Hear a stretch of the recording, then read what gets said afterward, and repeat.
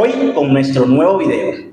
En esta ocasión nos encontramos con Brenda Ledesma, licenciada en literatura, docente de bachillerato del área de lenguaje y lectura crítica.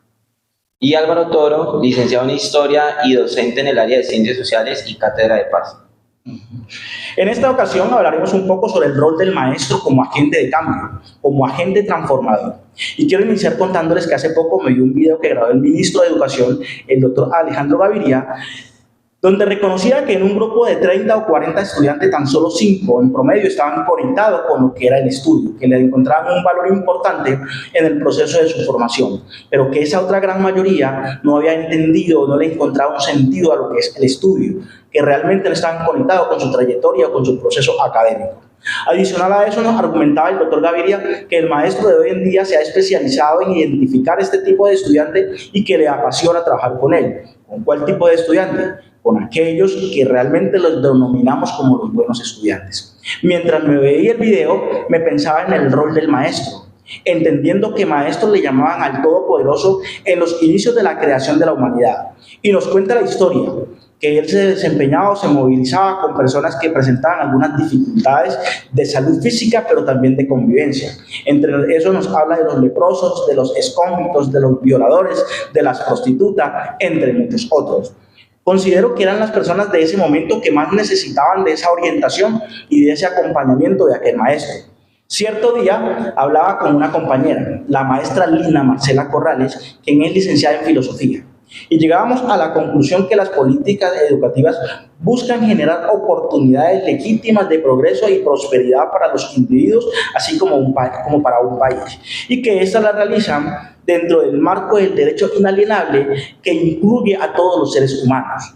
Para continuar, quiero darle para que nos explique un poco a la compañera.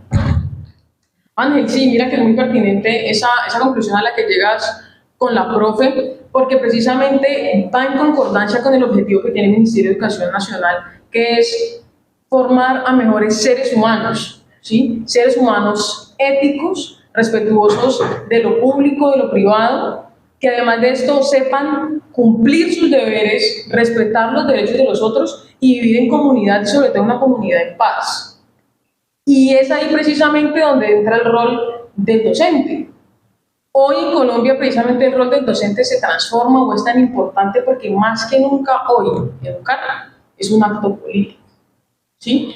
¿Por qué es un acto político? Porque hoy el docente es el transformador del conocimiento más que el emisor de un conocimiento. ¿Sí? Hoy el docente tiene el deber, o más bien su función más allá de educar, es mediar entre el estudiante y sus aprendizajes, que el estudiante pueda tener mayores facilidades de acceder, ¿sí? Y de aprender, ¿vale? Asimismo, hoy el docente, más que solo docente, debe ser ciudadano y un actor político, ¿sí? Porque hoy el docente debe ser reflexivo. Obligatoriamente hoy un docente debe reflexionar sobre su labor, porque es como lo que tú nos mencionabas que dice el ministro de Educación. Hoy el docente no se debe concentrar en los 5 estudiantes que van bien, sino que se debe concentrar, si es un grupo de 35, en 30 que no están tan conectados con su proceso, porque si no nuestra labor no va a tener sentido, ¿sí? Por eso hoy el docente debe reflexionar sobre su labor, ¿sí? Y llevar precisamente al estudiante a tener un pensamiento crítico, una apertura mental que lo lleve a conectarse con ese proceso académico para que finalmente pueda ser un sujeto interdisciplinar, ¿sí? Porque hoy no puede ser solo el estudiante bueno en matemáticas, en literatura o en historia, sino que también debe ser un ser humano íntegro, ¿sí? Que cuando salga, digamos, de su proceso de educación media, pues tenga claro hacia dónde va, ¿sí? O esté lleno de muchas habilidades que le van a dejar desempeñarse muy bien en lo que sea que elija después de terminar el bachillerato, ¿sí? Y esto precisamente está conectado, ¿sí? Con los objetivos que tienen las políticas públicas de educación. 2 objetivos principales: tener una educación de alta calidad, ¿sí? Y llevarnos hacia la prosperidad en un posconflicto, ¿sí? Porque es importante tener en cuenta el momento social e histórico básicamente que estamos viviendo. Estas políticas están orientadas para el año 2025 según los lineamientos de las políticas públicas del Ministerio de Educación Nacional. que básicamente nos quieren llevar precisamente a ver la educación como ese eje transformador de sociedad, ¿sí? Hoy la educación es el instrumento más valioso que tiene la sociedad para reducir brechas económicas, ¿sí? Y sociales. ¿Entre quiénes? Entre individuos, entre poblaciones, entre regiones. ¿Sí? Precisamente, ¿qué nos demuestra eso? Hoy la visión de educación en Colombia es humanista y progresista. Hoy en Colombia hay que cerrar brechas económicas, sociales, de pensamiento que históricamente nos han anclado. Hoy Colombia tiene que mirar hacia el futuro y es un futuro de prosperidad, ¿sí? Hoy nosotros ya tenemos que estar pensando, y digamos que todas las políticas públicas así nos lo confirman. Nosotros hoy estamos viendo hacia un horizonte que nos ponga sobre los mayores estándares educativos, ¿sí? Precisamente incluso de sociedades como las del primer mundo, ¿sí? Entonces, digamos que en eso estamos, y ahí es donde se transforma ese rol docente. Hoy el docente, para que la educación se transforme, se tiene que transformar el docente. Muchísimas gracias, compañera.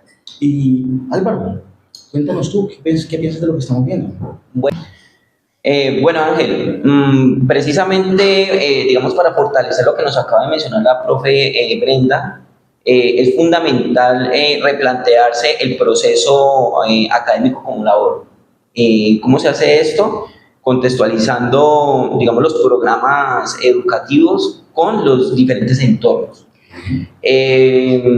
Por ende, digamos de que ya de ahí nosotros empezamos a hablar de una transformación de la labor docente como tal, ¿cierto? Ya pasamos de ver ese docente como único transmisor y digamos, de conocimiento como tal, ya ser un orientador del mismo. Ya no es la única voz y autoridad de conocimiento, ya pasa a ser un facilitador del mismo, para que de esta manera se genere una relación dialógica entre lo que es el educando y el educador. También es muy importante repensarnos lo que son las diferentes estrategias y metodologías de enseñanza. Es fundamental. ¿Ya? Ponernos en el zapato del estudiante a través de qué quieren aprender, cómo lo van a hacer y cómo ellos desarrollan diferentes habilidades que les sirvan para su proceso de formación, no solamente académico, sino proyectarlo para la vida futura. Asimismo, también es fundamental nosotros utilizar de manera adecuada los diferentes espacios y recursos de las instituciones, precisamente para el fortalecimiento de esa formación del estudiante como tal. Y también tener muy presente, y es muy importante, que todos los estudiantes tienen diferentes ritmos de aprendizaje, ¿ya? Tenemos que tener muy presente eso, que un estudiante no tiene el mismo ritmo de aprendizaje que el otro.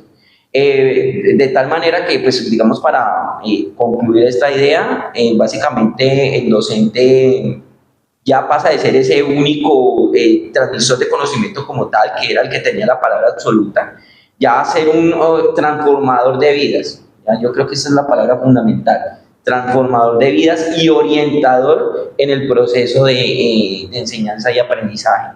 ¿Y cómo lo logramos? Pues ya, digamos, el docente tiene que, y digo tiene porque es una necesidad para los que estamos en esta labor, ya, de cambiar el chip y de generar una serie de recursos y estrategias que precisamente apunten a las diferentes habilidades que tiene el estudiante para que las pueda utilizar en pro de su vida diaria, no solamente la académica, sino también en una vida que le pueda servir a futuro. Me parece muy interesante los aportes que acaban de hacer, maestros, porque veo que en definitiva el rol del docente viene siendo como ese proceso, ese acompañador y facilitador de la adquisición de esos conocimientos.